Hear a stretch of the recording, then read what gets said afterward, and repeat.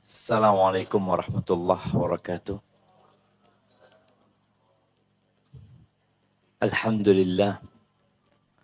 Wassalatu wassalamu ala rasulillah amma ba'd. Ana ini dapat bagian habis makan terus. Dari sejak tadi malam, tadi siang, malam ini. Tapi insya Allah malam ini kita tidak terlalu malam. Walaupun seharian antum ngaji, masih semangat jemaah? Hadiahnya semakin banyak. Ahibati fillah. Ada pesan dari Jibril alaihi salam kepada Nabi kita Muhammad alaihi salatu wassalam. Jibril mengatakan, ya Muhammad, aish ma syi'ta fa innaka mayyitun. Wahai Muhammad alaihi salatu wassalam ya Rasulullah. Ini yang bagian yang telat ini kok ketua ana telat ini. Gimana Bapak Ketua?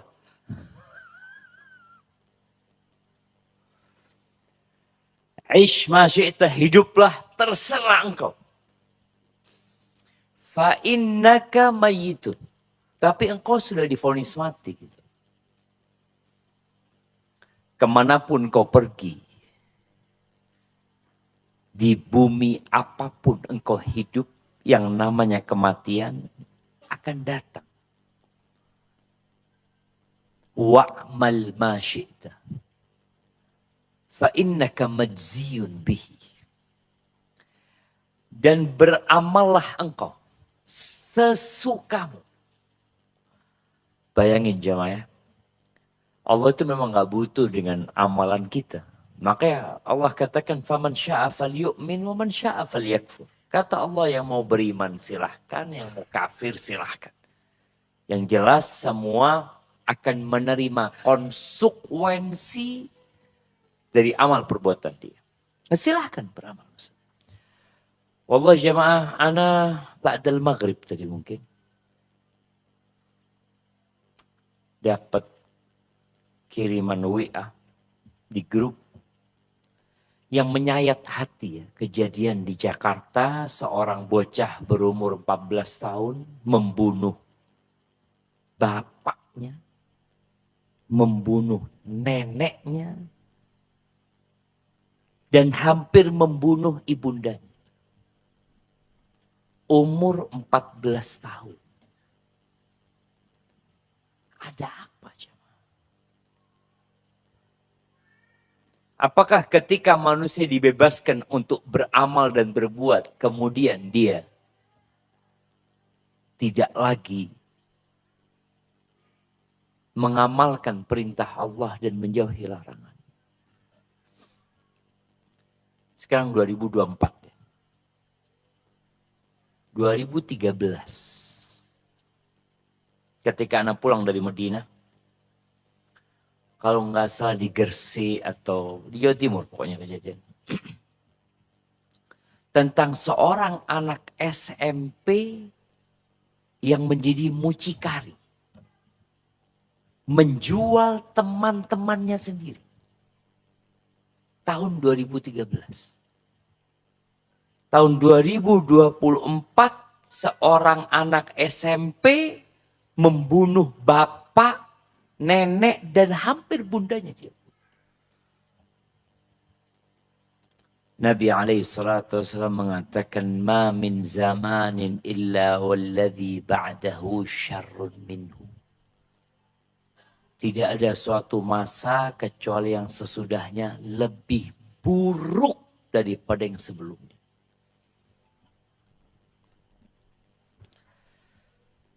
Tapi semua akan mendapatkan balasan atas apa yang dia lakukan. Yang berbuat baik, balasannya bukan di dunia. Kalau dibalas di dunia itu hanya sedikit sekali. Tatkala kita berbincang tentang fadilah, silaturahim ya, dipanjangkan umurnya sampai kapan? Sampai kapan jemaah? 100 tahun? Ada bapak-bapak yang ingin umurnya 120 tahun? Kita doakan sekarang jemaah. Nah, nggak ada. Ya ini dipanjangkan umurnya, dikasih waktu sama Allah agar kita bisa beribadah maksimal pada Allah Azza wa Jalla. Ditambah rizkinya, diluaskan rizkinya. Apakah ketika diluaskan rizkinya, dia tidak akan mati? Tetap mati. Karena ternyata ajal sama rizki itu jalannya bareng. Bareng.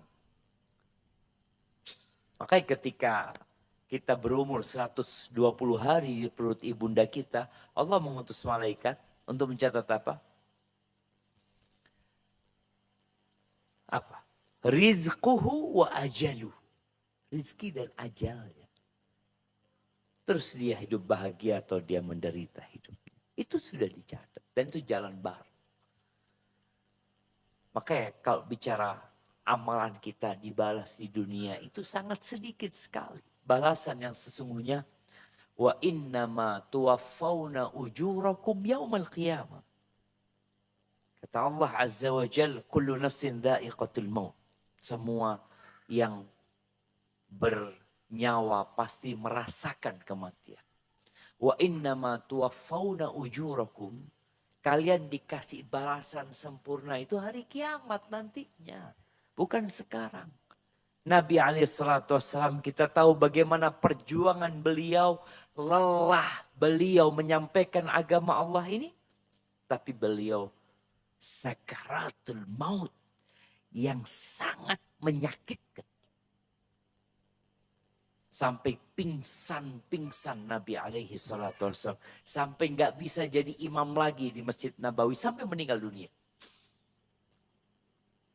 17 waktu sholat Nabi SAW tidak sholat berjamaah. Sholat di rumah. Beliau meninggal hari apa? Senin. Sholat subuh Senin beliau udah nggak sholat di masjid. Terakhir itu beliau. Sejak malam Jumat. Isya malam Jumat. Kemudian Jumat full. Sabtu full. Ahad full. Beliau nggak sholat di masjid. Beliau sambil mengatakan, ala inna lil mauti la sakarat. Kematian itu benar-benar ada sakarat. Gimana tidak ya? Ruh yang sejak lahir menyatu dengan tubuh kita. Yang masuk ke syaraf-syaraf kita. Kita nggak tahu ya bagaimana percampuran antara ruh dengan jasad kita. Sebagian ulama mencontohkan ketika susu dicampur sama air. Udah menyatu. Sehingga tatkala ruh itu mau dikeluarkan dari tubuh, jemaah, sakit.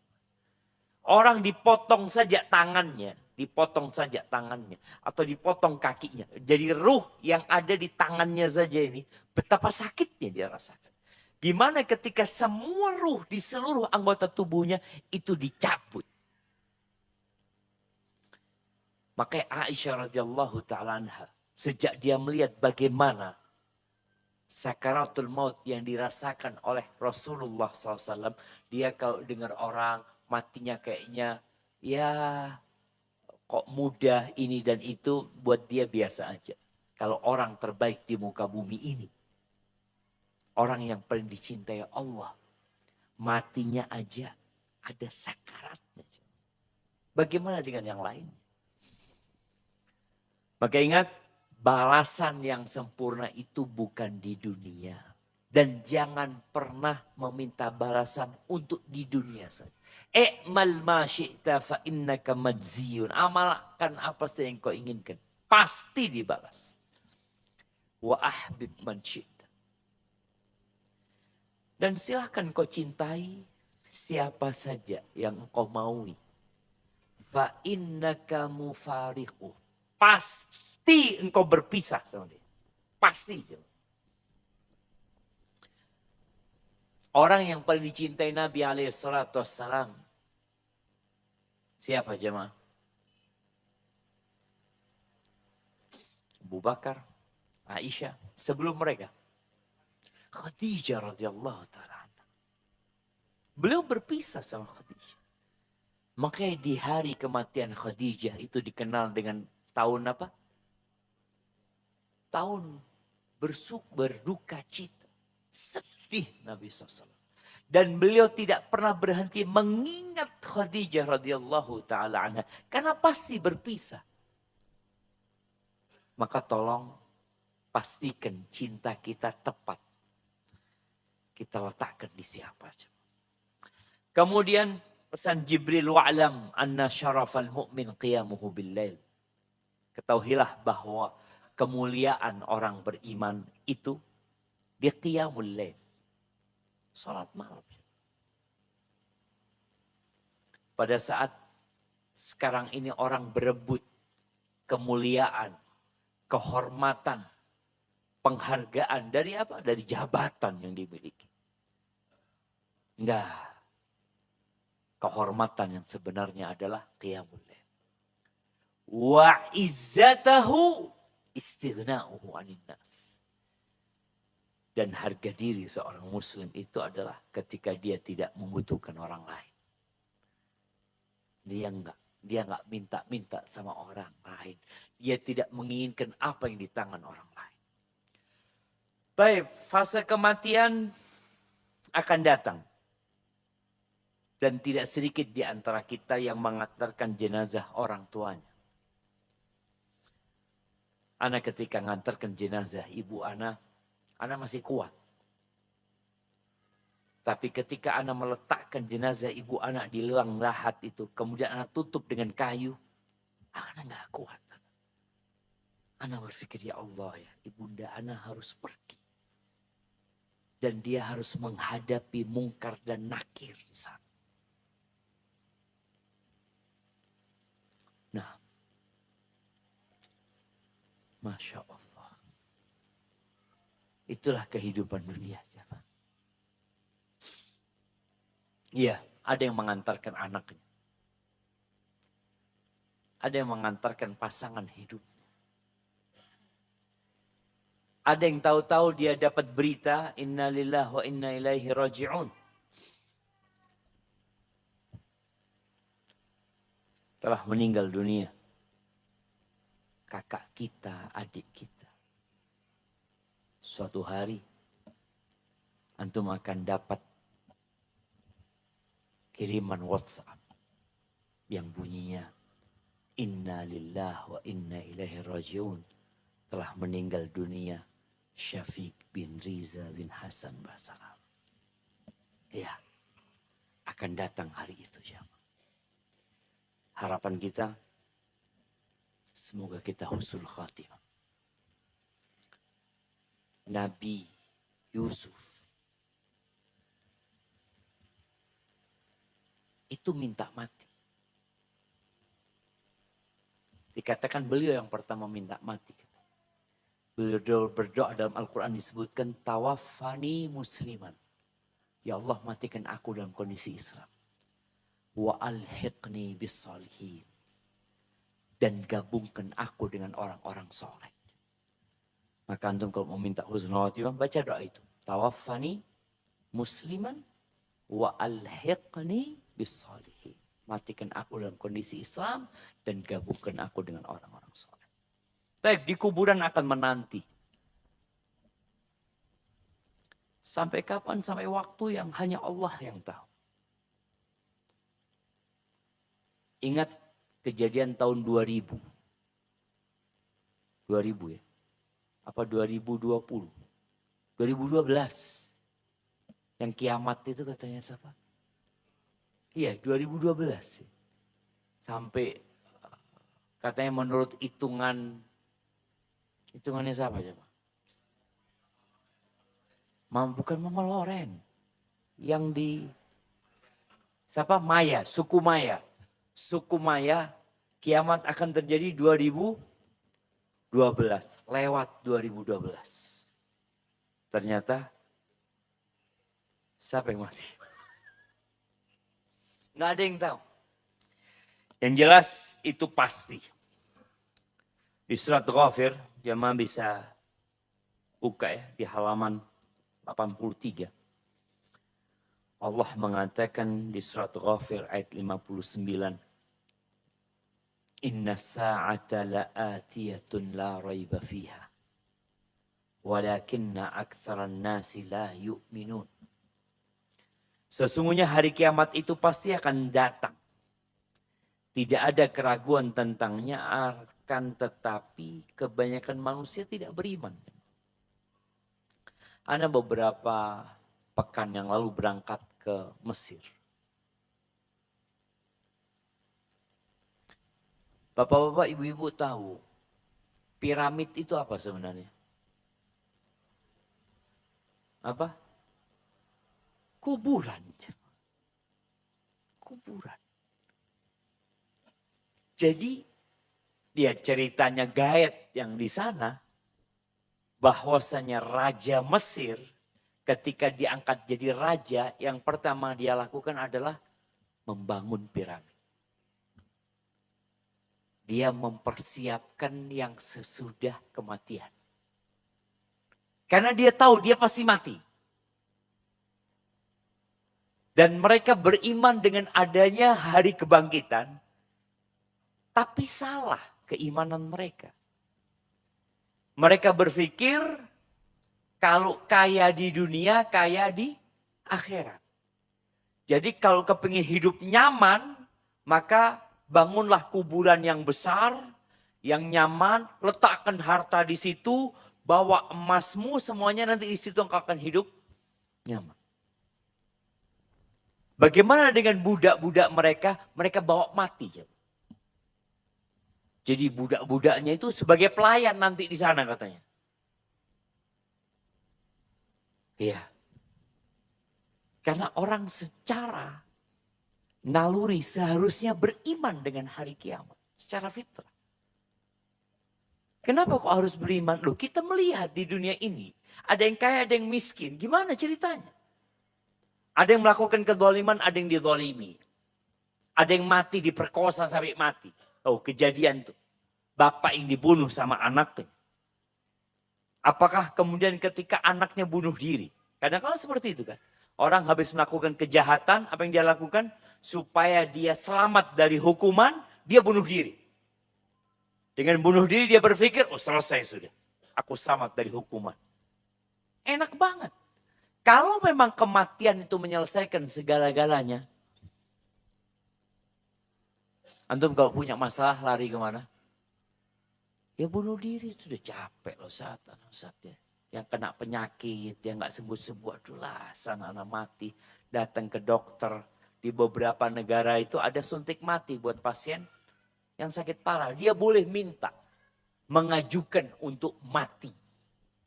Karena dia berpikir dengan dia mati selesai. Lah, ada kiamat. Tidak ada keraguan di dalamnya. Allah akan tegakkan keadilan. Kalau kita lihat beriman dengan hari kiamat ini. Termasuk salah satu poin penting yang selalu disampaikan di kota Mekah. Beriman kepada Allah. Beriman kepada Rasul SAW. Dan beriman kepada kiamat. Maka kalau kita baca Juz Amma. Nah ini yang mau tanya nih. Juz Amma. Juz Amma itu ada 37 ayat. Ayat surat. 37 surat. Pertanyaan buat mak-mak. Dari 37 surat ada 3 surat yang turunnya di Madinah.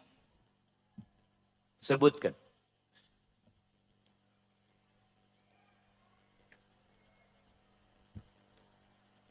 Iya, mama.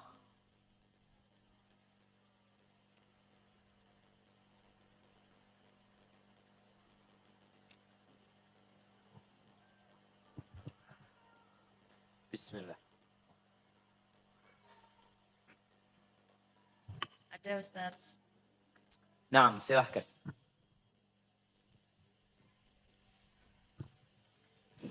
Bismillah, Al-Bayyinah, Al-Zalzalah, dan An-Nasr. Dengan An-Nasr. Sahih. Kita lihat 34 ayat semua turun, 30 surat semuanya turun di kota Mekah. Dan ceritanya kiamat rata-rata sama. Coba antum baca. Amma yatasa'alun anin naba'il azim. Apa yang mereka pertanyakan itu? Tentang berita yang besar. Tentang kiamat. Di surat An-Nazi'at. Allah ceritakan. فَإِذَا جَاءَتِ الطَّامَّةُ الْكُبْرَى. Kiamat lagi. Di Abasa. فَإِذَا جَاءَتِ الصَّاخَّةُ يَوْمَ يَتَذَكَّرُ الْإِنسَانُ مَا سَعَى. Yawma yafirrul mar'u min akhihi wa ummihi wa abihi. Datang hari itu. Kemudian at-takwir. Idza syamsu kuwir. Cerita apa? Kiamat. Setelah itu al-infitar. Idza sama'un fatar.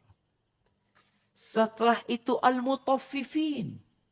Allah ceritakan tentang orang-orang yang mendustakan tentang hari kiamat. Bagaimana pembagian manusia kelak di hari kiamat. Bagaimana kitab yang mereka akan dapatkan nantinya. Kemudian di surat Al-Insyiqaq.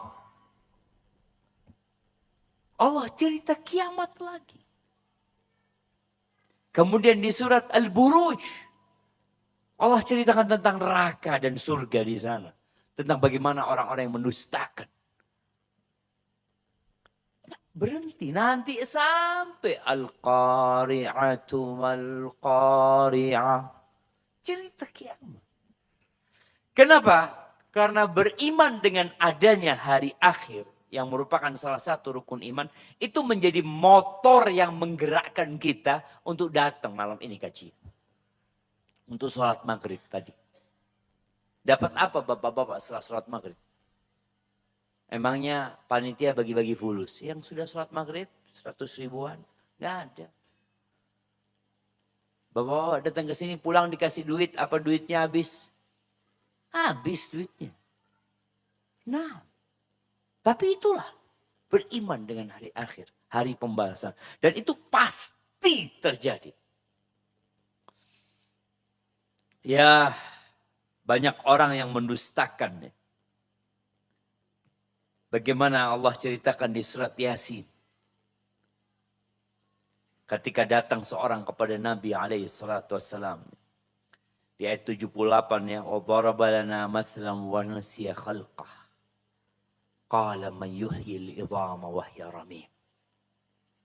Datang nih. Orang musyrik bawa tulang dari kuburan. Dihancurkan di depan Nabi SAW. Dia katakan, man yuhyil idham. Siapa yang dapat menghidupkan tulang belulang yang sudah hancur. Wahia ramim. Qul yuhyiha alladhi ansha'aha awwala marra. Katakan yang menghidupkannya, yang menciptakan pertama kali. Wa huwa bikulli khalqin alim. Dan Allah itu dengan setiap ciptaannya mengetahui. Beda sama manusia. Siapa yang kontraktor di sini? Nah, siapa yang kontraktor? Antum, coba kasih mic-nya sama dia. Ini sama beliau. Ini loh, angkat tangan apa? Masya Allah. Nah, berapa rumah yang sudah antum bangun? Gedung, lupa. Gedung. Gedung jemaah. Berapa butir pasir yang untuk pakai? Tahu? Enggak. berapa paku yang antum gunakan? Kira-kira umurnya berapa tahun? Tidak tahu juga. Kasih hadiahnya beliau. Naam, manusia menciptakan sesuatu, bikin sesuatu, tapi dia nggak tahu jemaah. Sedangkan Allah tahu dengan detail. Nih sekarang laron ini jemaah. Wallah anak kadang-kadang kalau ngeliat laron ini, anak berdoa minta sama Allah. Ada banyak permohonan anak sama Allah kalau ngeliat laron ini. Ya Allah engkau bisa ciptakan ini ya Allah. Aku punya banyak permintaan. Allah ciptakan ini bisa terbang. Kira-kira kalau seluruh penduduk bumi ini mengumpulkan semua hartanya yang mereka miliki untuk bikin satu laron. Bisa jemaah. Mereka bikin drone ada sudah hebat. Bikin drone apa drone? Dan kira-kira berapa harganya kalau manusia bikin laron? Semua duit yang dipakai nggak bisa bikin. Nggak ada nilainya berarti. Makanya kata Nabi SAW, "Lau kanatid dunya ta'dilu indallah janaha ba'udah." Kalau dunia ini ada nilainya di sisi Allah seperti satu sayap nyamuk. Bukan laron. Laron kebesaran. Satu sayap nyamuk. Allah nggak akan kasih orang kafir seteguk air.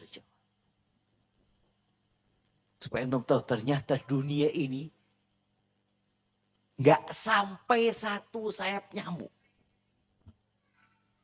Maka tadi kalau kita lihat Allah itu akan menghidupkan. Laron ini dari apa jemaah? Dari rayap. Rayap dari apa? Laron. Loh. Nanti laron ini jadi apa laron ini nantinya? Kan dia nanti, ya Allah jemaah ya. Ribuan jutaan laron Allah ciptakan. Kemudian sayapnya akan lepas. Kemudian dia akan sepur-sepuran untuk melihat ya. Kita senang melihat sepur-sepuran. Mau kemana ini laron ini? Allah tahu tuh, dengan jumlah laron yang ada di ruangan kita sekarang jemaah. Yang ada di luar sana. Yang sedang mau keluar dari tanah. Yang nanti bakal dimakan sama cicak. Tahu. Yang nanti cicaknya akan antum pukul. Kemudian dia mati. Kemudian antum buang kemana. Kemudian dia jadi debu. Allah tahu. Jadi kalau ada orang meragukan. Loh Allah bisa menciptakan semuanya. Maka kalau siapa yang menghidupkannya, yang menciptakanlah. Yang menghidupkan. Dan Allah ceritakan bagaimana kebesaran Allah Azza wa Jalla. Kemudian Allah ceritakan tentang obrolan penghuni neraka. Dan penghuni surga. Ada banyak cerita dalam Al-Quran itu bagaimana penghuni neraka ngobrol di antara mereka. Penghuni surga ngobrol di antara mereka. Yang jelas orang-orang yang tidak percaya dengan adanya hari kebangkitan adalah orang-orang yang merugi. Wailu yawma idzil lil mukadzibin. Celaka. Bagaimana peristiwa terjadinya kiamat? Jadi memang orang-orang musyrikin itu benar-benar mendustakan. Tadi ada yang bawa tulang dilemparkan kepada Nabi SAW. Kemudian mereka bertanya, wa yas'alunaka 'anil jibal.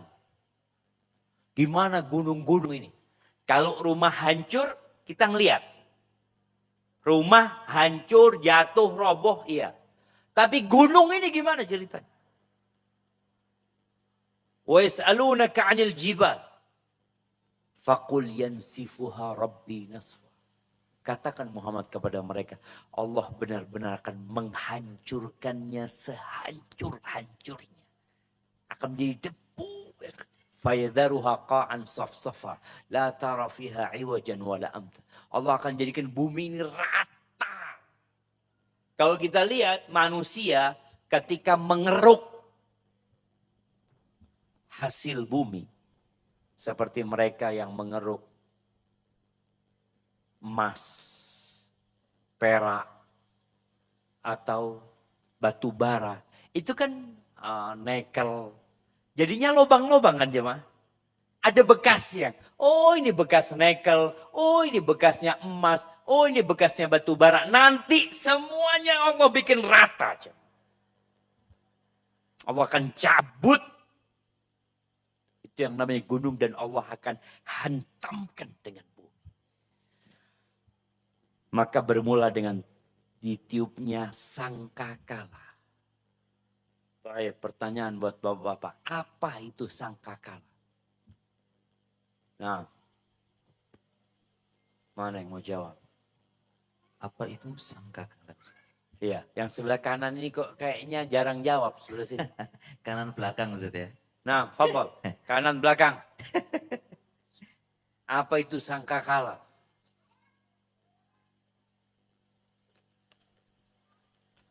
Ayo Syama. Kiri Lemes. belakang Ustaz. Hah? Kiri belakang. Oke, kiri belakang nggak apa-apa sudah. Silakan berdiri, nama dan dari mana Bapak, monggo.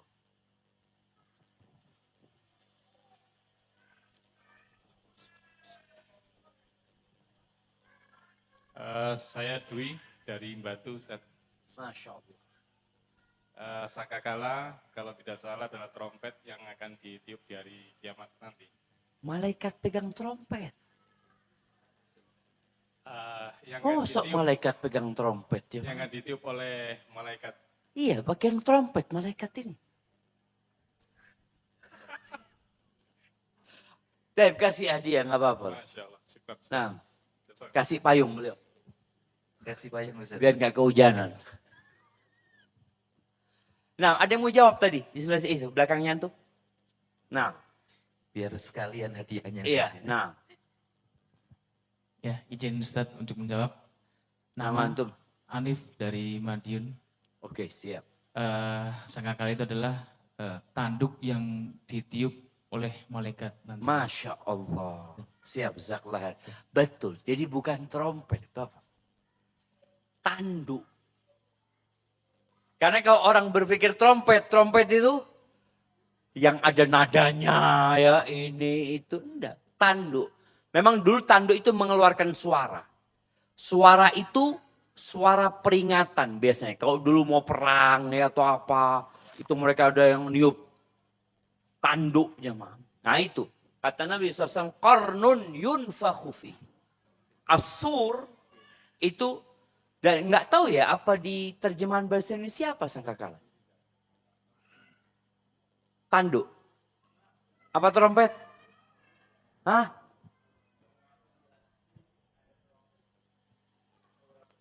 Enggak di KBB. Iya, kamu sudah coba kita lihatlah.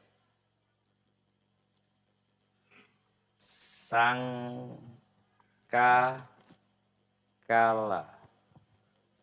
KBBI. Arti sangkakala. Oke. Di sini sebutkan trompet dari kulit kerang dan yang sebagainya. Trompet berkala atau bunyian berkala. Iya, berarti bukan sangkakala cuma.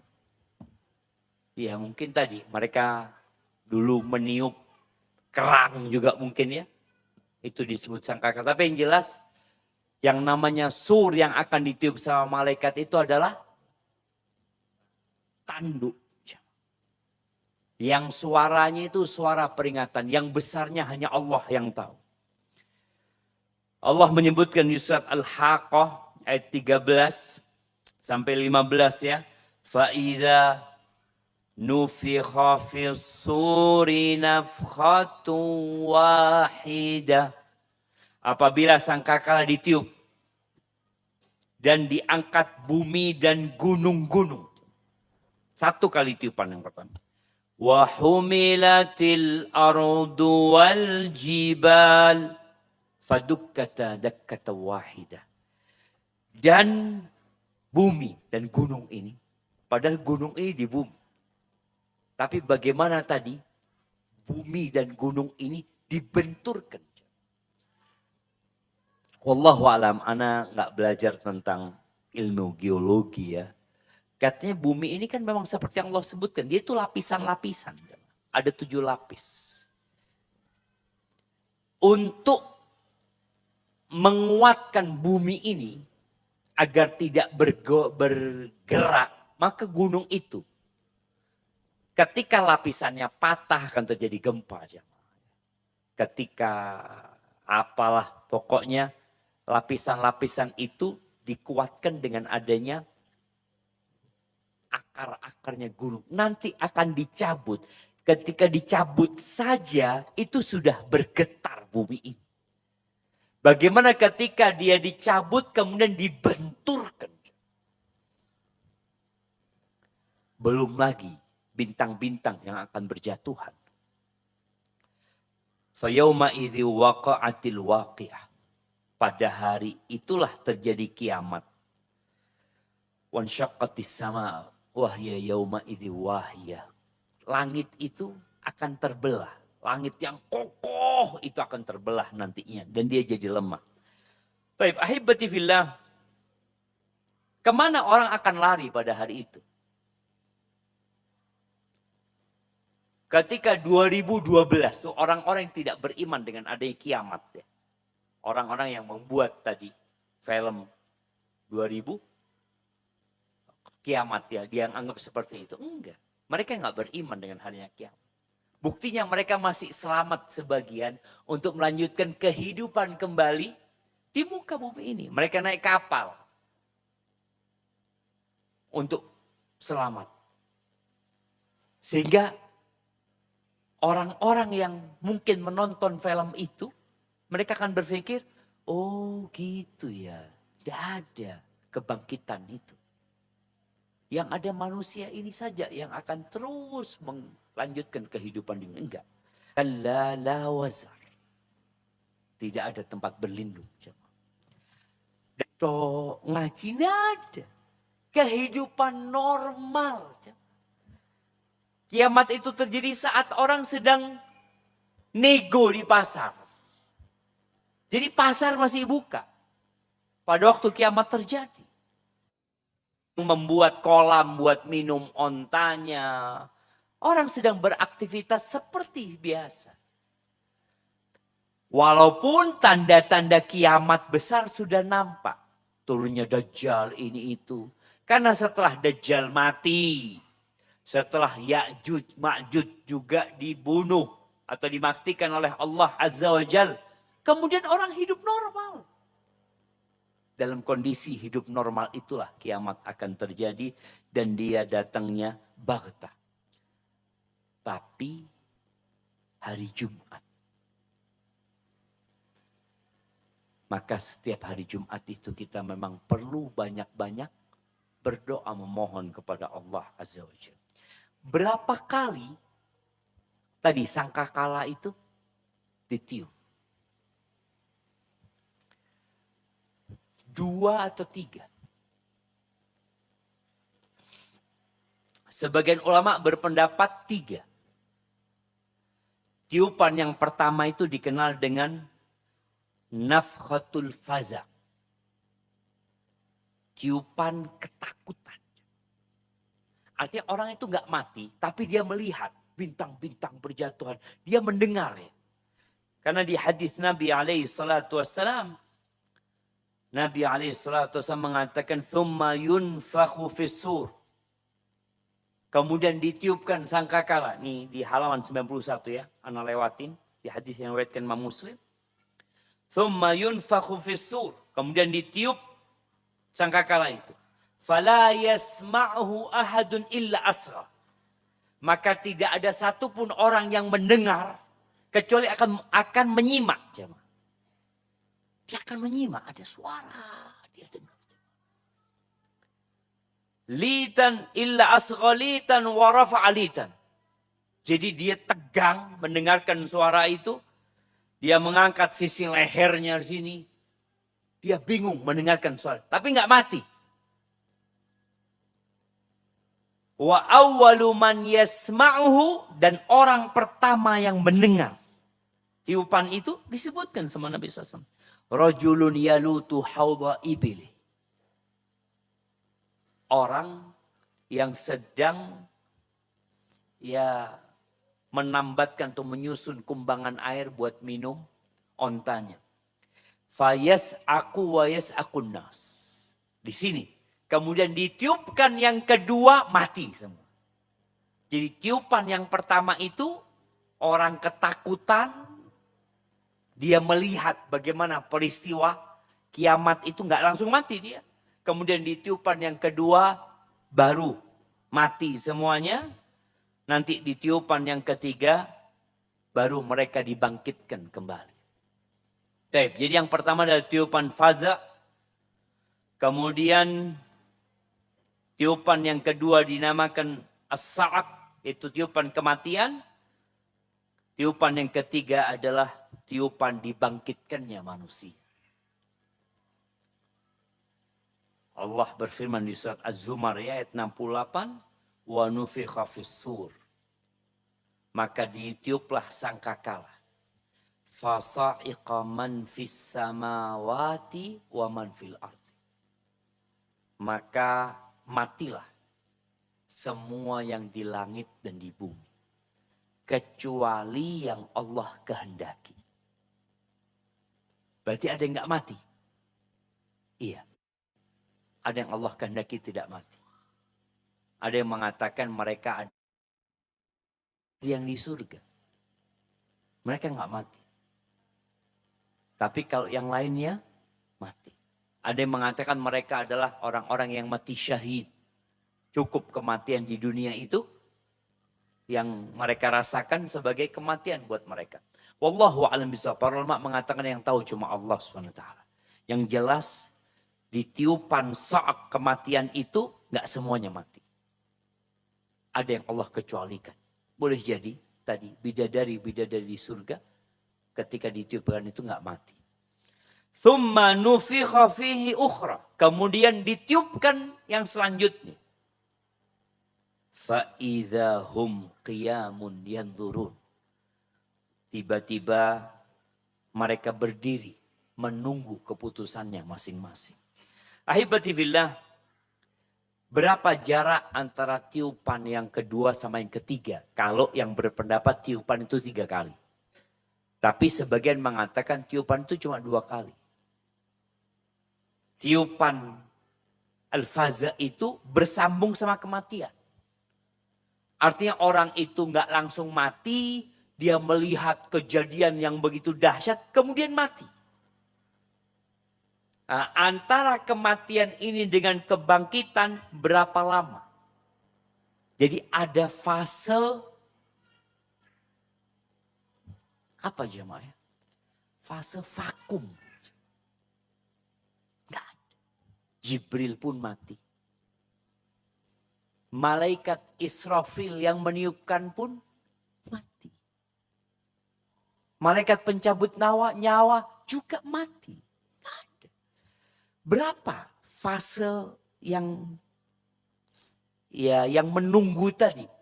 Menunggu manusia dibangkitkan.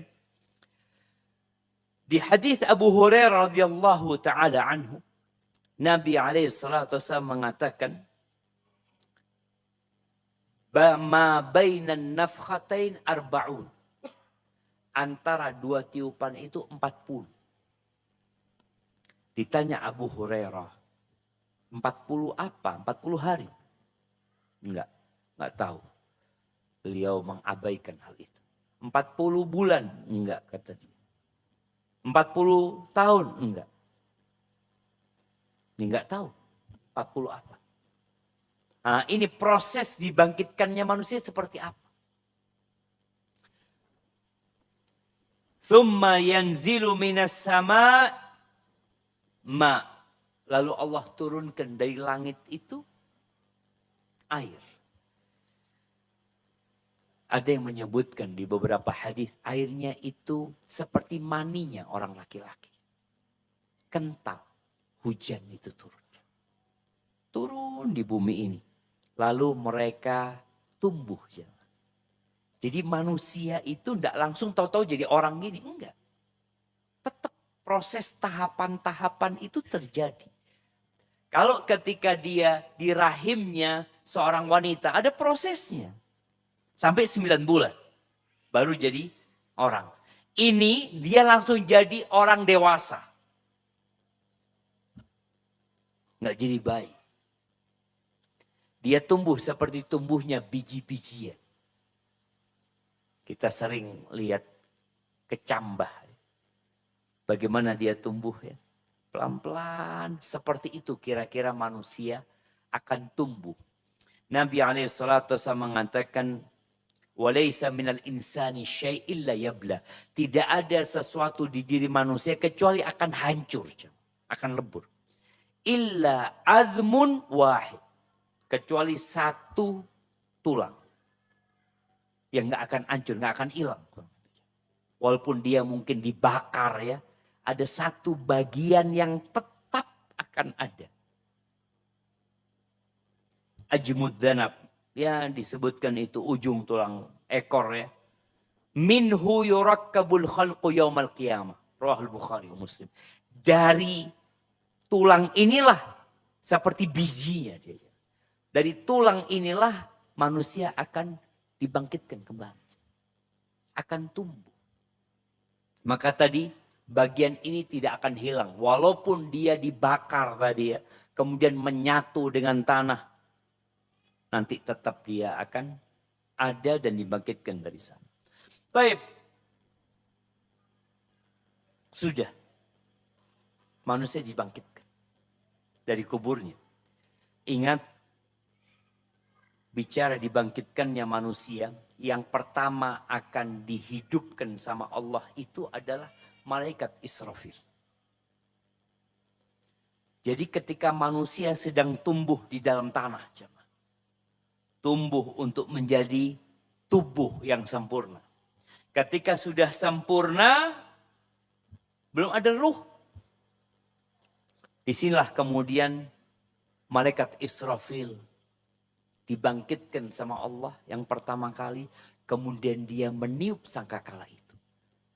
Dan disebutkan dari sangkakala itu keluar ruh-ruh manusia. Untuk menuju ke jasadnya masing-masing. Dan gak ada yang salah. Ada sebagian agama yang meyakini reinkarnasi. Enggak. Tetap kita akan jadi diri kita. Kita akan menanggung apa yang sudah kita lakukan dalam kehidupan ini. Jadi setiap jiwa, setiap ruh akan masuk ke tubuhnya masing-masing. Dan yang pertama dibangkitkan adalah Nabi kita Muhammad SAW. Kemudian mereka digiring ke padang mahsyar. Dan subhanallah kondisinya telanjang. Dan orang di kondisinya telanjang. Dan semua akan dibangkitkan sesuai dengan amalannya. Ya Allah jemaah. Makanya nanti di padang mahsyar itu ada orang yang bawa sapi. Bayangin. Keluar dia bawa sapi. Karena ketika hidup di dunia dia pernah mencuri sapi. Ngambil sapi. Taib seorang suami yang punya istri 2.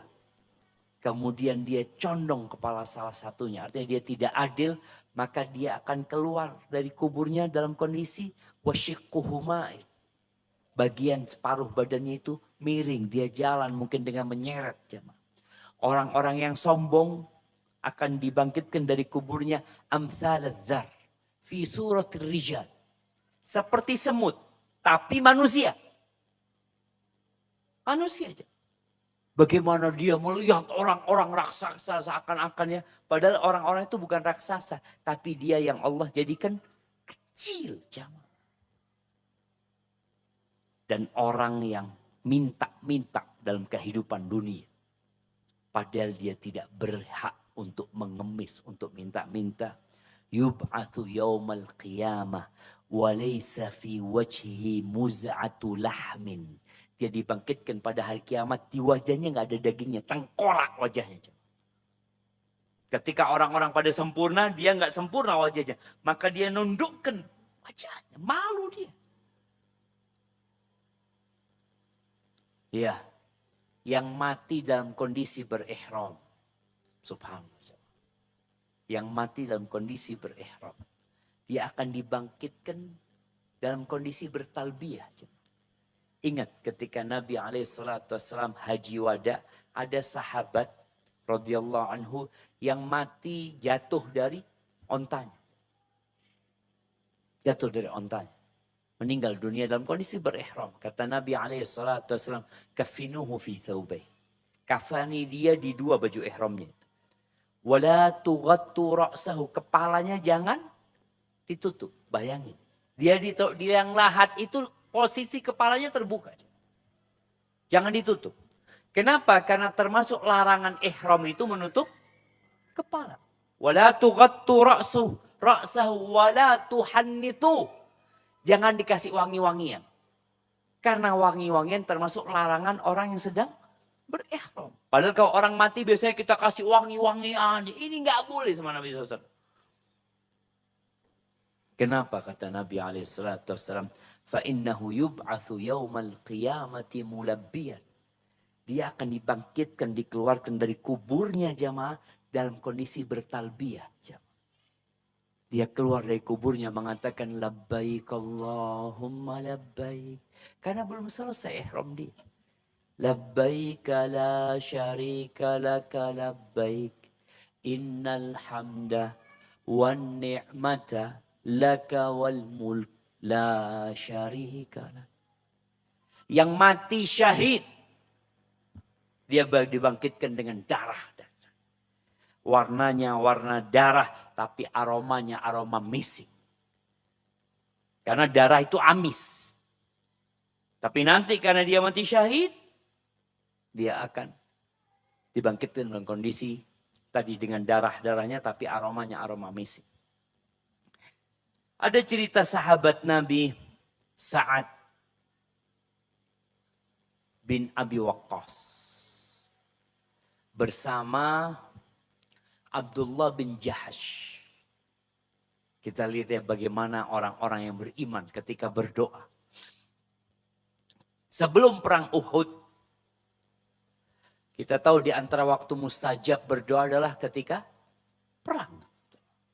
Sebelum perang Uhud, Sa'ad dan Abdullah ini ngajak berdoa. Ayo doa yuk kata dia.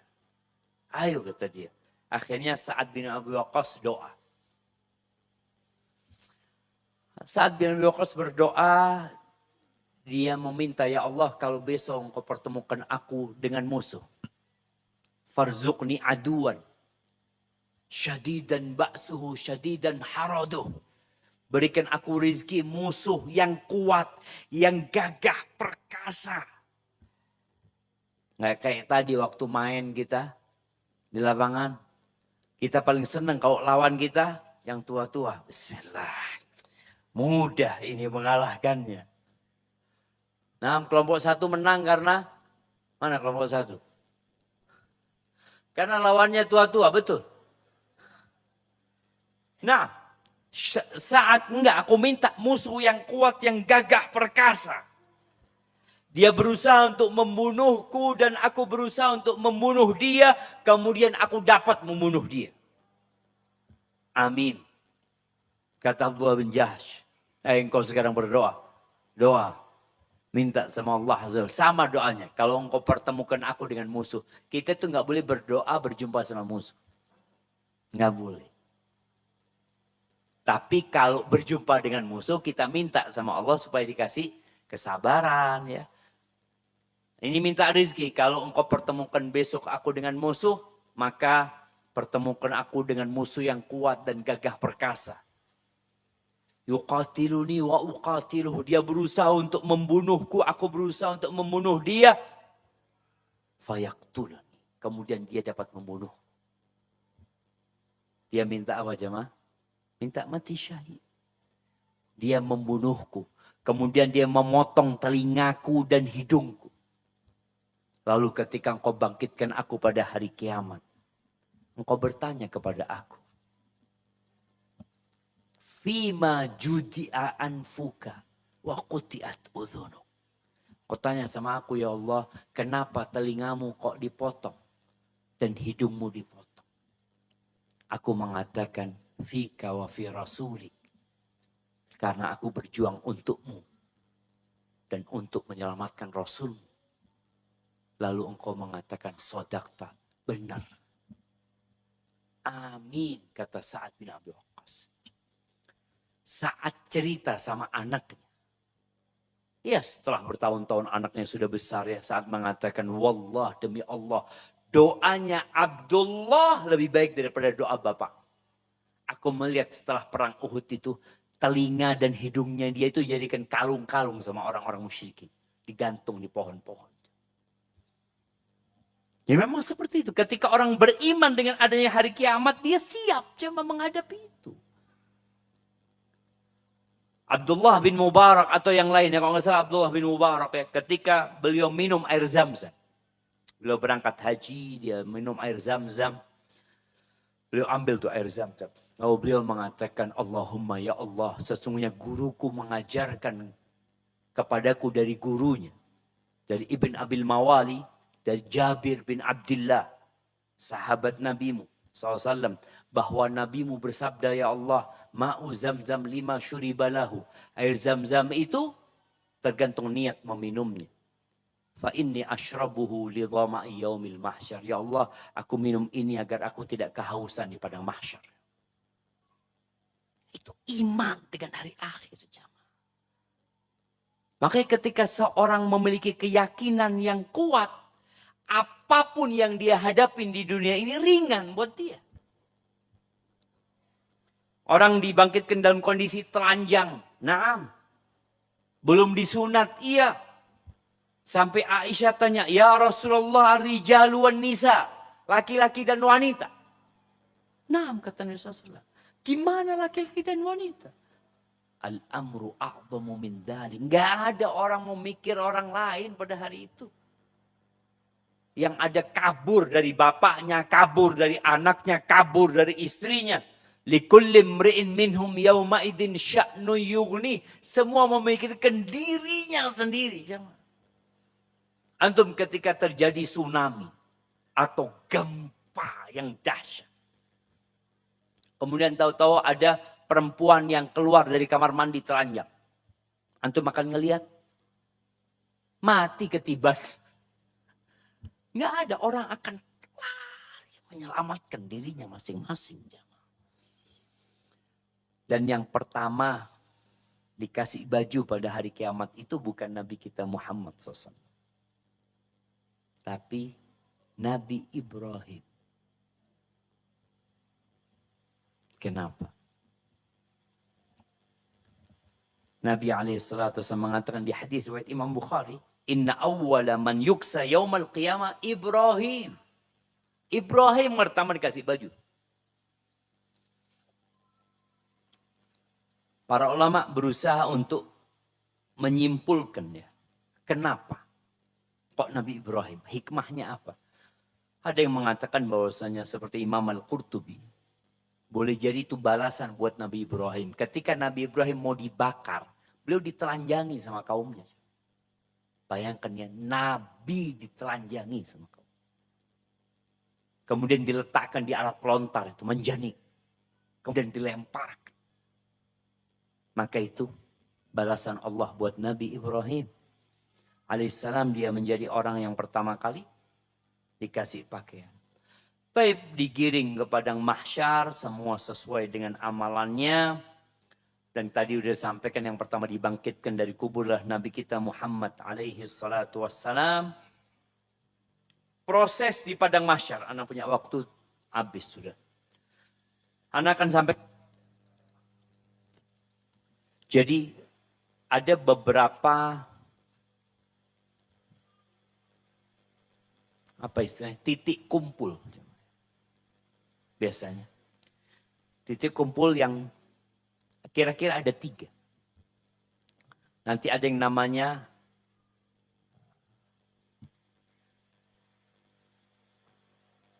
Haud. Haud itu telaga Nabi SAW.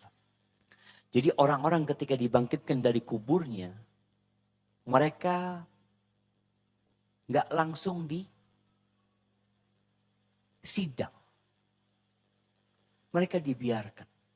Kemudian matahari mendekat kepada mereka. Lalu mereka tenggelam dalam keringat mereka sesuai dengan amalannya. Jadi kehidupan setelah kematian itu semua tergantung amalannya.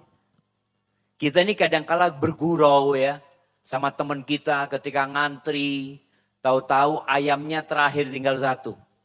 Lalu kita noleh ke belakang. Tergantung amalannya mas. Ya dia ambil. Enggak, di sini bukan tergantung amalan. Makanya kita lihat orang-orang kafir, Masya Allah kaya-kaya mereka. Enggak tergantung amalan. Yang tergantung amalan itu sejak kita dikubur. Makanya nanti orang akan tenggelam dalam keringatnya sesuai dengan amalannya. Itu orang kumpul entah berapa puluh miliar manusia. Atau sudah ratusan miliar manusia nanti akan dikumpulkan. Dan orang melihat temannya itu keringatnya cuma sampai betisnya. Ada yang sampai lututnya. Ada yang sampai pinggulnya. Ada yang sampai dadanya. Wa minhum man yuljimuhul araq iljaman. Ada yang tenggelam dalam keringatnya. Di mana dia melihat temannya nggak tenggelam. Kullun biqadri amalih. Matahari mendekat sejarak 1 mil pada mereka. Dan ada yang mendapatkan naungan ya. Pada hari tidak ada naungan kecuali naungan Allah Azza wa Jalla. Baik, kita akan tanya, sebutkan 7 golongan yang akan mendapatkan naungan di padang mahsyar. Cik. Bapak-bapak Ustaz. Mak-mak lah nggak apa-apa. Nah, tafadhal mak-mak.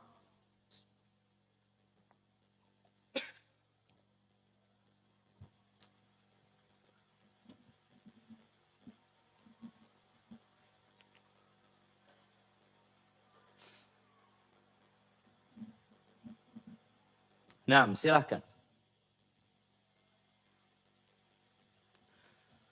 7 golongan yang akan mendapatkan naungan. Yauma la dhilla illa dhilluh. Tidak ada naungan kecuali naungan Allah pada hari itu.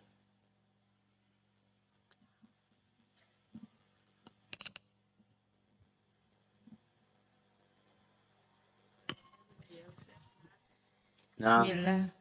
tafadhal. Pemimpin yang adil, pemuda yang tumbuh dewasa dalam beribadah, orang yang hatinya bergantung ke masjid, 2 orang yang saling mencintai karena Allah, laki-laki yang menolak diazab berzina. Sudah Ustaz. 5. 7 kan? Tapi nggak apa-apa, kasih hadiahnya. Yang 2 bapak-bapak. Nah, bapak-bapak kan jarang ngaji. Nah, yang suka ngaji siapa? Emak-emak kan? Senin ngaji, Selasa ngaji, Rebo ngaji, Kemis ngaji, Jumat ngaji, Sabtu ngaji, Ahad suaminya di rumah, mas tak teko kajian. Ditinggal suaminya siapa? Dari semangatnya ngaji. Oke, yang 2. Nah, mic-nya.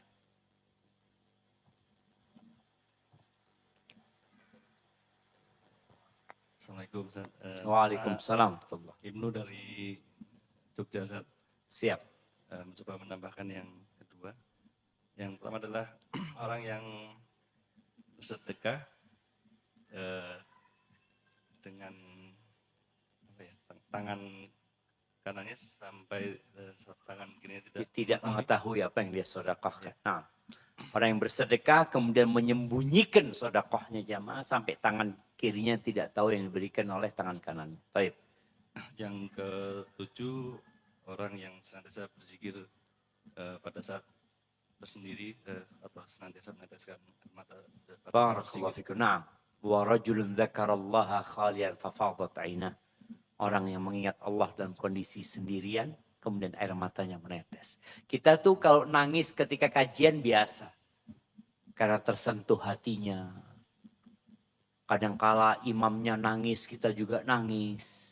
Ditanya, Ini teman-teman di Masjidil Haram ya, ketemu jemaah Indonesia nangis jemaah ketika sholat tarawih. Ditanya kenapa nangis kan tunggu. Ya imamnya nangis, ikut nangis dia. Nangis karena terharu, kan biasa jemaah. Kita ngelihat orang nangis, akhirnya kita juga nangis. Ini bukan karena itu. Tapi dia menangis karena takut sama Allah Azza wa Jalla dan sendirian. Baik, itu naungan Allah Azza wa Jalla. Kemudian dari sana manusia baru akan dilepas untuk menuju ke telaga. Di mana pertemuan kita sama Nabi SAW? Di telaga. Nabi SAW mengatakan, Ana faratukum fil haud. Aku nunggu kalian di telaga. Ini kalau bicara rute menuju ke surga ya. Dibangkitkan, kemudian tadi dijemur sama Allah Azza wa Jalla. Lalu dipersilahkan untuk minum dari telaga. Tiap nabi punya telaga. Setiap kaum akan berangkat ke telaga nabinya masing-masing.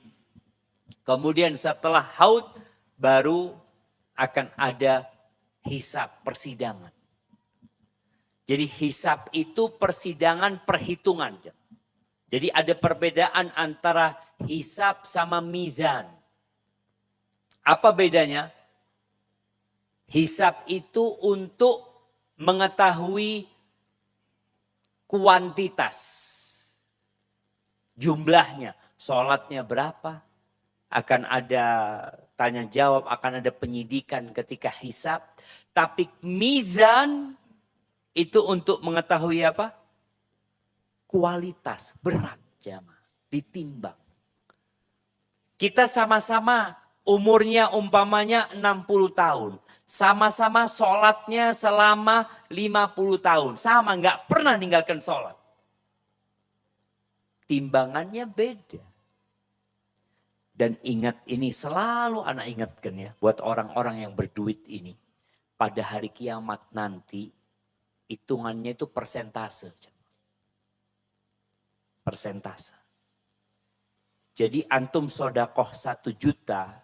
Sama yang sodakoh 1000 lebih banyak mana? 1000 sama 1 juta. Kalau dihitung lebih banyak 1 juta. Oh sodakoh 1 juta. Ini sodakoh cuma 1000. Kan hitungannya hisapnya seperti itu. Ini 1 juta, ini 1000. Tapi ditimbang lebih berat mana?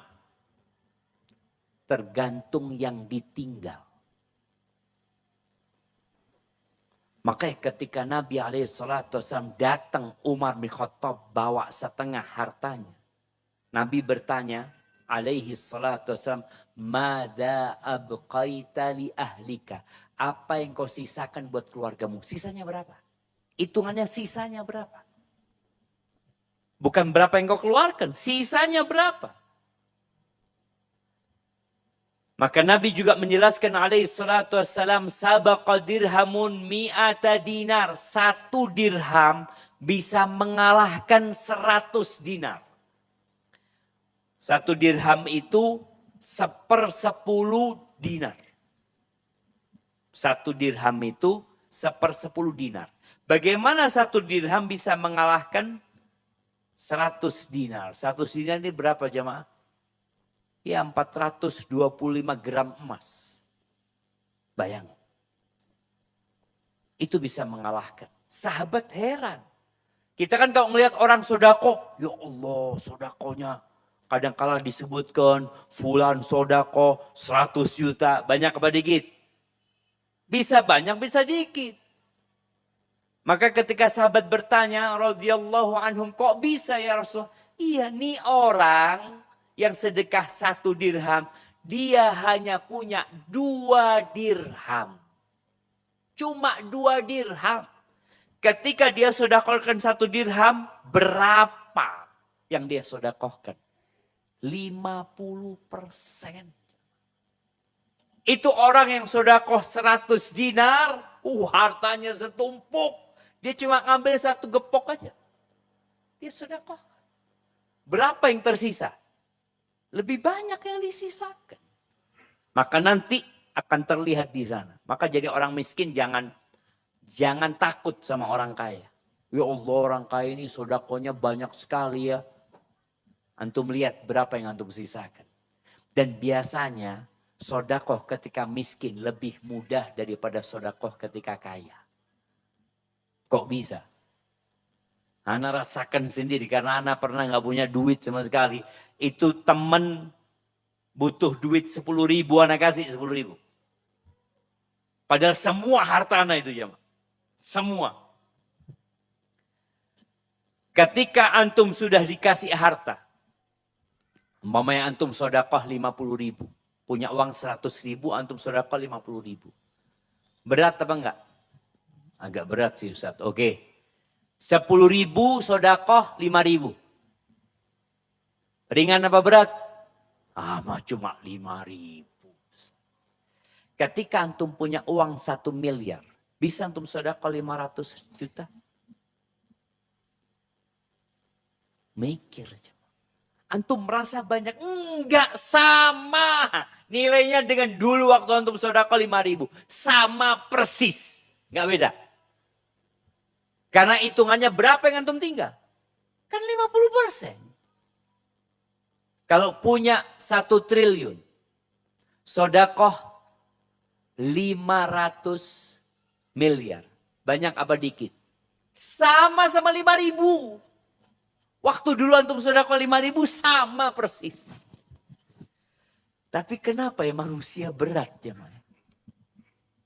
Tapi ketika kita ingat dengan hari akhir, kita akan tahu. Hitungannya persentase.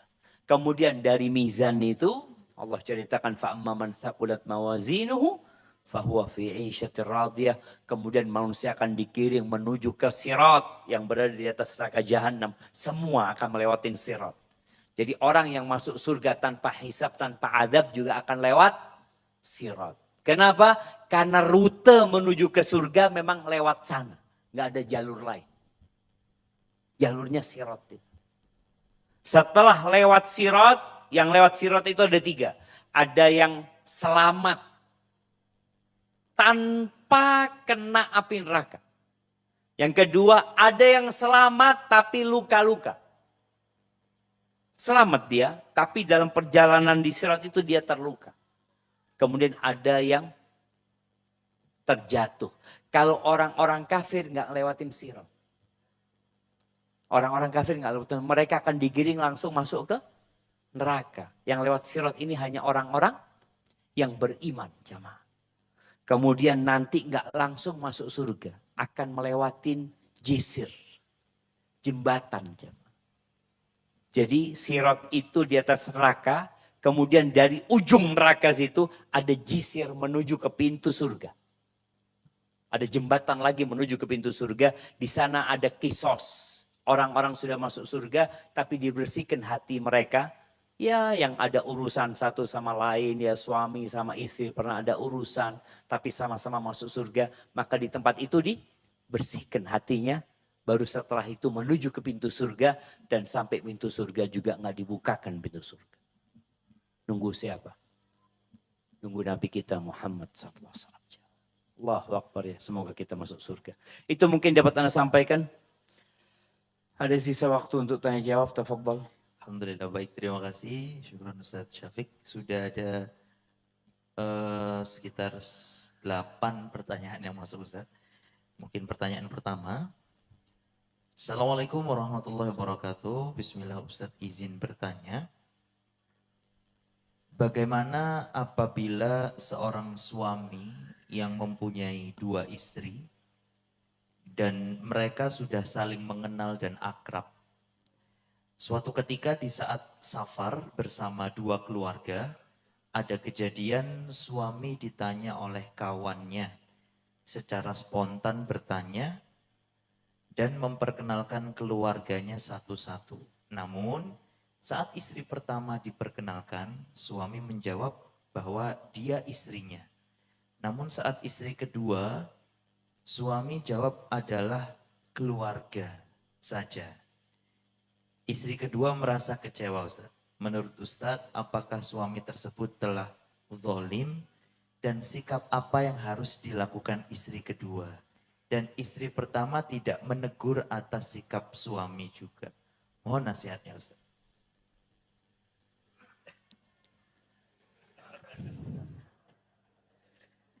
Jamaah, tadi yang sampaikan bahwasanya menjadi istri pertama di masa sekarang ini berat sekali. Karena lingkungannya tidak mendukung. Maka nasihat ana buat istri kedua untuk banyak bersabar. Karena posisinya dia itu, ya dukungan dari orang itu mungkin belum banyak. Maka tatkala suami bersama kedua istrinya lalu ditanya, ya ini siapa? Dikatakan ini keluarga. Seperti itu. Ini istri, ini keluarga. Sebenarnya penyebutan keluarga itu juga sebagai pengganti dari istri. Kalau dikatakan ini keluargaku, artinya ya istriku. Ketika Nabi SAW yang terbaik di antara kalian dan yang paling baik kepada keluarganya, maksudnya kepada siapa? Kepada istrinya. Baik, tapi kan istri merasa suaminya zalim. Istri merasa suaminya kok kayak gitu loh. Kok nggak dikenakan aku juga istrinya. Istri juga punya perasaan ya. Maka nasihat ana buat istri kedua ini sabar. Jangan sampai masalah yang kecil ini membuatmu harus ribut sama keluargamu. Ya boleh jadi tadi suami ingin menjaga perasaan istri pertama, tapi istri kedua enggak terima. Ada cerita jemaah. Istri pertama ini ngecek handphone suaminya. Dilihat ada nama-nama yang indah. Dam'ati, air mataku ya. Surgaku ya. Kekasihku tercinta. Dia telponi jemaah. Siapa ini? Ternyata ibunya. Oh, alhamdulillah. Ternyata kakaknya. Terus yang ketiga yang disebut kekasihku yang tercinta, ternyata dirinya, istrinya ini. Masya Allah. Setelah dia marah-marah sama suami, dia minta maaf. Kemudian dia kasih hadiah sama suaminya. Ya. Kemudian ibunya juga kasih hadiah sama suaminya. Kemudian hadiahnya dikumpulkan sama suami, dikasihkan ke istrinya yang kedua. Yang namanya disebut di situ mekanik.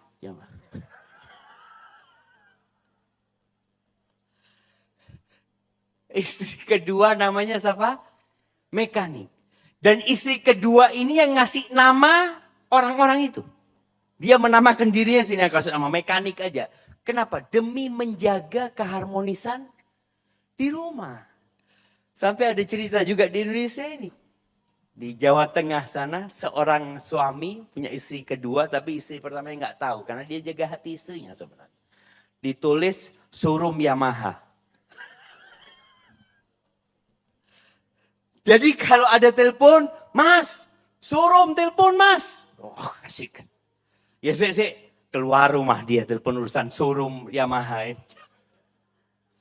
Jadi harapan ana buat istri yang kedua untuk bersabar. Udahlah memang kondisinya benar-benar tidak mendukung. Jamaah. Sehingga semoga kesabaranmu itu berbuah surga. Dan kalau dikatakan suami tidak minta maaf ya. Ini kan nasihat buat yang bertanya ya. Tapi seharusnya suami itu ngomong sama istri, aku minta maaf gitu. Untuk menyenangkan hati istrinya. Hadza wallahu a'lam bishawab. Dan terus terang orang yang punya istri lebih dari satu di masa sekarang ini. Harus belajar manajemen konflik. Nah. Karena badai itu berlalu lalang.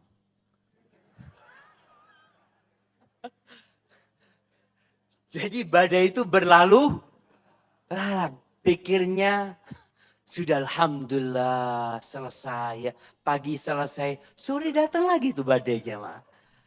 Subhanallah. Maka harapan Ana semuanya bisa bersabar, suami harus bersabar, istri pertama bersabar, istri kedua bersabar, dan yang jelas masuk surga itu sulit. Tidak ada kesenangan jamaah di muka bumi ini seperti yang kita bahas, yang full murni kesenangan. Orang mengatakan, oh enak, punya istri 2, semalam di sini, semalam di sana, 3 malam di masjid. Malam pertama di istri pertama, malam kedua di istri kedua, malam ketiga di masjid. Ada masalah jemaah. Itulah dunia. Itulah dunia. Nanti di surga nggak ada lagi cemburu. Makanya ada seorang syekh ya yang ditanya sama seorang wanita. Dia kata, syekh bisa nggak syekh? Nanti suamiku di surga buat aku saja. Kata syekh ini, ya Allah perempuan ini ya. Sampai di surga gak boleh dia sama bidadari. Maunya dikuasain sama dia saja. Pas itu tabiatnya wanita. Kutu sabar. Barakallahu fikum. Nah. Masya Allah, baik.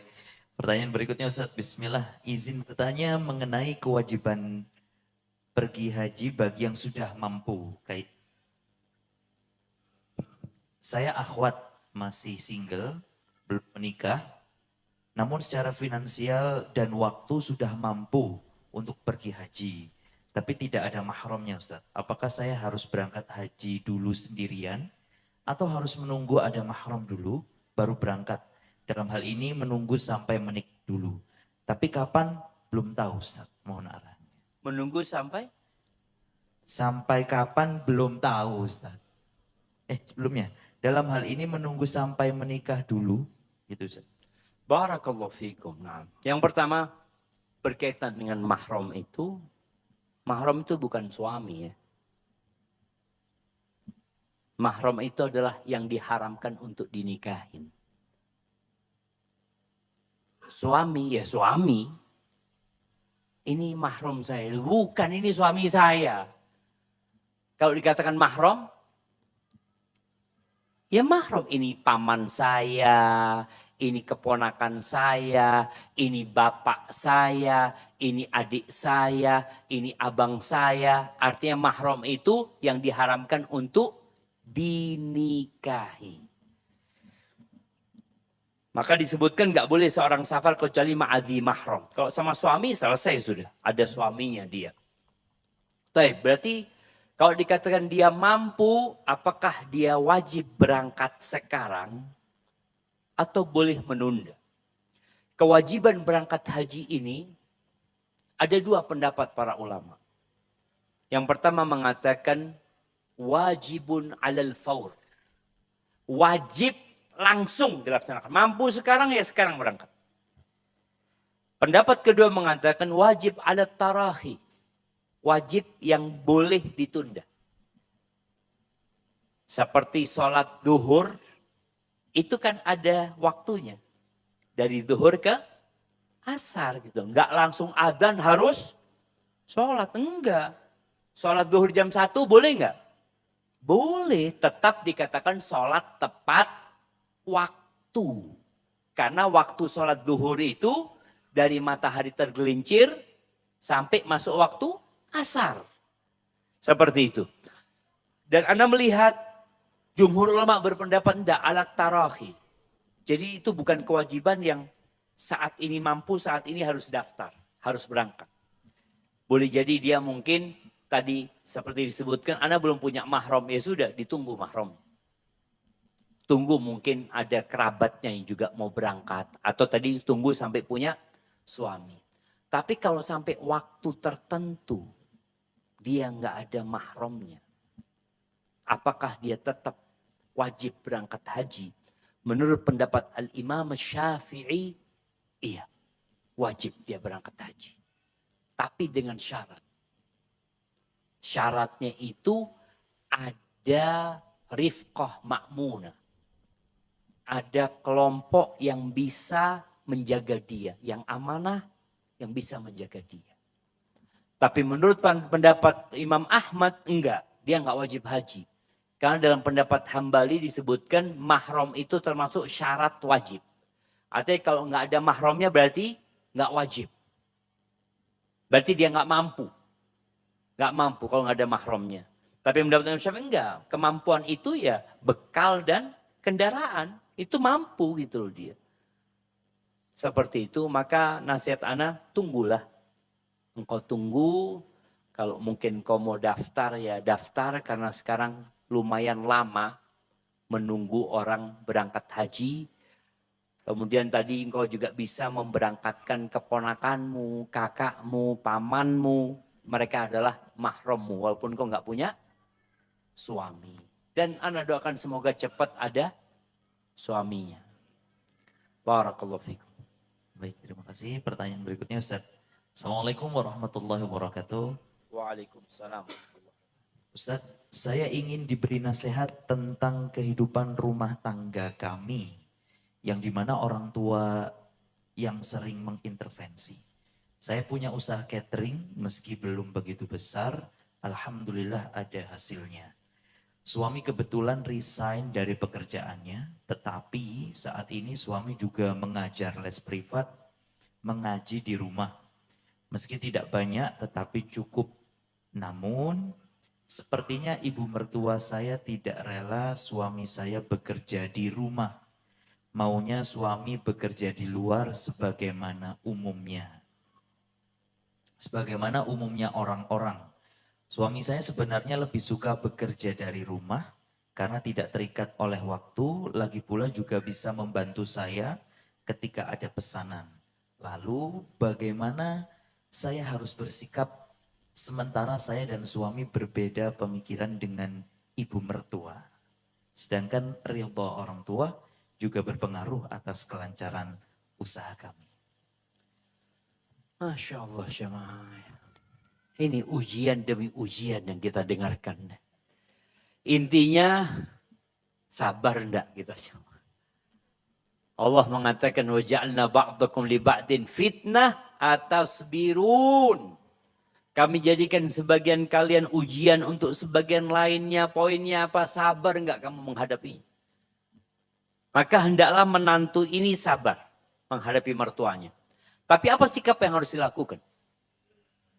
Iya, anak ingat ada seorang jamaah yang dia itu programmer ya. Programmer itu kerjanya di rumah kan. Dia kerja di rumah, garap semuanya. Tapi subhanallah dia buka toko roti jamaah. Padahal rotinya nggak ada yang beli. Dia bagi-bagikan. Ditanya kenapa katanya? Takut dikira piara tuyul kan Ustaz sama mereka. Soalnya ini nggak pernah keluar rumah, tapi mobilnya bagus ya. Ini itu kan orang kampung itu. Kalau melihat orang kayaknya nggak bekerja, subhanallah. Kita itu kadang-kala demi menyelamatkan orang lain dari suudzon sama kita. Kita melakukan sesuatu. Supaya mereka nggak suudzon sama kita. Baik, bagaimana sekarang sikap kepada mertua yang seperti itu? Iya, sampaikan kepada mertua. Insya Allah doakan. Doakan. Ibu kata dia ada kerjaan di luar. Insya Allah anak akan usaha ini dan itu. Jadi komunikasi yang baik itu insya Allah menyelesaikan masalah. Karena ibu juga tahu di luar belum tentu orang melamar pekerjaan diterima. Sampaikan insya Allah sampai aku dapat pekerjaan yang tepat. Aku di rumah dulu bu ya. Aku akan ngajar di rumah dan doakan semoga dapat pekerjaan yang bagus. Dan nanti aku bisa keluar seperti yang ibu inginkan. Jadi nanti ketemu ibu lagi loh. Kok belum keluar? Ya belum dapat ibu. Doakan ibu. Mungkin dengan cara komunikasi yang baik. Karena memang kita menghadapi keluarga itu harus menjaga hati mereka. Ada di Jakarta seorang yang awalnya kerja di bank konvensional. Di bank riba, kemudian dia resign. Ibunya marah-marah, istrinya menolak. Akhirnya demi menjaga keutuhan rumah tangga, anak muda ini tiap pagi pakai seragam tempat kerjanya. Sudah berangkat pagi seperti biasanya, dia kerjanya sudah taksi online. Sampai mobilnya dia lepas semuanya. Nanti pulang ke rumah sore, dia pakai lagi seragamnya. Pelan-pelan dia ingin mengajari keluarganya. Maka kadangkala kita perlu bijak dalam menyikapi hal ini. Apalagi kita mencari keridhaan orang tua kita. Kadangkala orang tua yang nggak paham, yang nggak ngerti, beranggapan anaknya menyimpang. Terus kadangkala orang tua perlu masukan dari orang lain. Kalau masukan dari anak itu selalu biasanya anak itu kok tahu apa, nak? Ibu ini sudah puluhan tahun menghadapi kehidupan. Maka dengarkan, iya ibu nasihatnya insya Allah aku akan istikharah, aku akan berdoa. Mungkin seperti itu. Semoga Allah kasih solusi. Amin. Insya Allah pertanyaan terakhir Ustaz. Masya Allah. Iya, betul pertanyaan terakhir. Karena anak lihat jamaah sebagian sudah nunduk dan tidak bangkit-bangkit lagi. Nah, Ustaz. Bismillah. Ustadz, saya ibu dari anak laki-laki berusia 10 tahun, kelas 5 SD. Ngapunten Ustadz, ada 2 pertanyaan. Yang pertama, kami insya Allah berniat memondokkan anak kami di pesantren sunnah. Tetapi kurikulumnya internasional. Jadi kemungkinan mata pelajaran diniyah tidak sebanyak seperti Imam Bukhari atau Al-Irsyad misalnya. Pripun menurut Ustadz, karena saya sempat cerita ke teman saya kalau ilmu dunia tidak akan kita pakai ketika sudah mondok ya insya Allah ya. Ketika sudah Mondok ini sepertinya Ustadz. masa meninggal. Mungkin meninggal. Kurang lengkap soalnya. Yang pertama, kemudian yang kedua, untuk sekarang anak saya memiliki guru les bahasa Arab. Tetapi suka sekali share tentang hal yang syubhat. Nah, apakah boleh belajar atau mengambil ilmu bahasa Arab dari beliau? Masya Allah, barakallahu fikum. Ya, kalau bicara belajar agama jamaah, hadis Nabi SAW, talabul ilmi faridatun ala kulli muslim. Belajar agama itu atau menuntut ilmu itu adalah kewajiban buat setiap muslim. Adalah ilmu yang memang wajib diketahui. Berkaitan tentang Allah, Tuhan kita. Berkaitan tentang rukun Islam, rukun iman, ya. Berkaitan dengan halal haram, ya. Ada hal-hal yang memang wajib kita pelajari. Ada yang fardu kifayah. Ada kalau sudah ada orang yang mempelajari, anak nggak wajib belajar. Dan orang itu nggak semuanya harus jadi ustaz. Enggak. Tapi semuanya harus punya ilmu agama. Subhanallah, ada dokter hafal Quran. Silahkan gitu. Kemudian ada insinyur tapi dia punya ilmu agama. Maka nggak ada masalah kalau tadi dia mungkin memang anaknya mau jadi apa nanti ke depannya. Dia persiapkan dari sejak SMP umpamanya. Tafadhol. Walaupun kita tahu banyak penjurusan setelah SMA. Umpamanya seperti itu. Tapi kalau mau disekolahkan di sekolah kurikulumnya internasional. Dan anak-anak akan belajar agama yang baik di sana, yang jadi kewajiban dia harus dia pelajari, maka insya Allah nggak apa-apa. Adapun kalau bicara guru, kita harus milih guru yang tepat. Apalagi guru buat anak kita. Kalau tadi ada ustadz mungkin yang menyampaikan hal-hal yang menyimpang, ya, yang tidak benar. Yang boleh jadi karena murid ini cinta sama gurunya, dia beranggapan semua yang disampaikan gurunya adalah baik dan benar gitu loh. Maka berbahaya buat anak kita. Carilah ustadz lain yang dapat menyelamatkan akidah anak-anak kita dan agama dia. Hadza wallahu a'lam bishawab. Itu yang bisa kita kaji pada kesempatan kali ini.